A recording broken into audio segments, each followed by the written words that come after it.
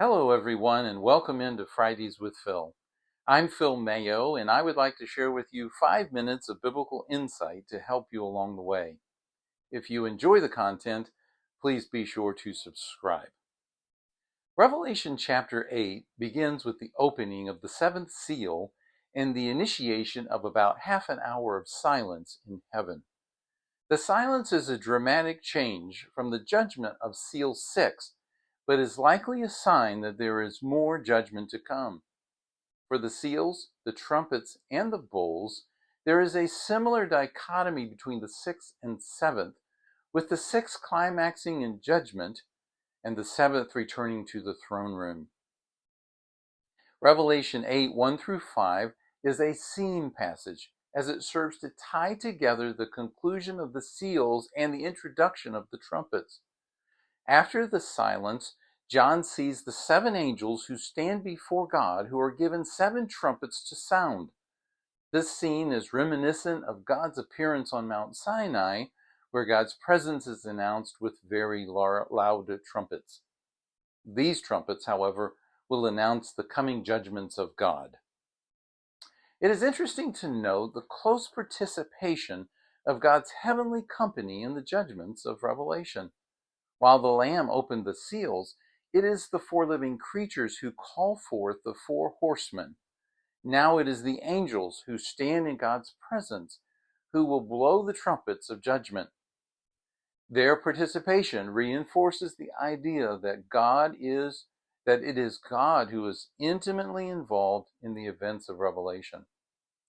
Following the introduction of the trumpets, John sees another angel who has a golden censer standing before the golden incense altar, which is before the throne of God. This angel, John writes, was given much incense to offer with the prayers of God's people. The golden altar in the original temple stood before the curtain that separated the holy place from the most holy place. The priest burned incense on this altar morning and evening, as well as made blood atonement on its horns on the Day of Atonement. The burning of incense on the altar was associated with the prayers of God's people, as it is in Revelation. These prayers have already been mentioned in chapter 5, where the 24 elders are holding golden bowls full of incense, which are the prayers of God's people. At least one of these prayers must be that of the martyrs under the altar. How long, sovereign Lord, holy and true, until you judge the inhabitants of the earth and avenge our blood? The angel who stands before the altar of incense takes his censer, fills it with fire from the altar, and hurls it on the earth.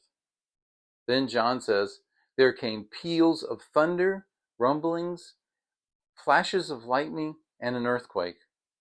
This latter expression we have already encountered in the throne room scene in 4:5, where flashes of lightning, rumblings, and peals of thunder come from God's throne.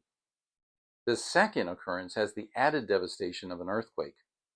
We will see this expression again and its intensification at the end of both the seventh trumpet and the seventh bowl, reinforcing that God is present in these judgments.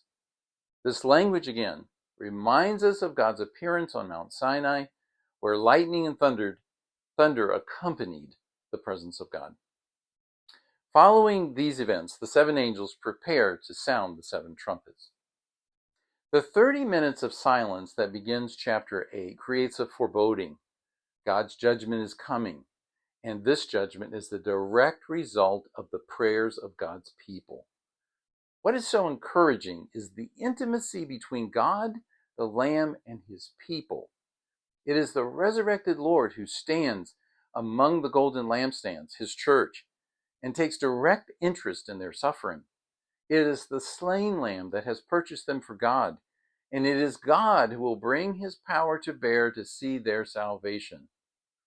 There will be more suffering and more sacrifice for his people, but the reward that awaits them is worth the difficulty.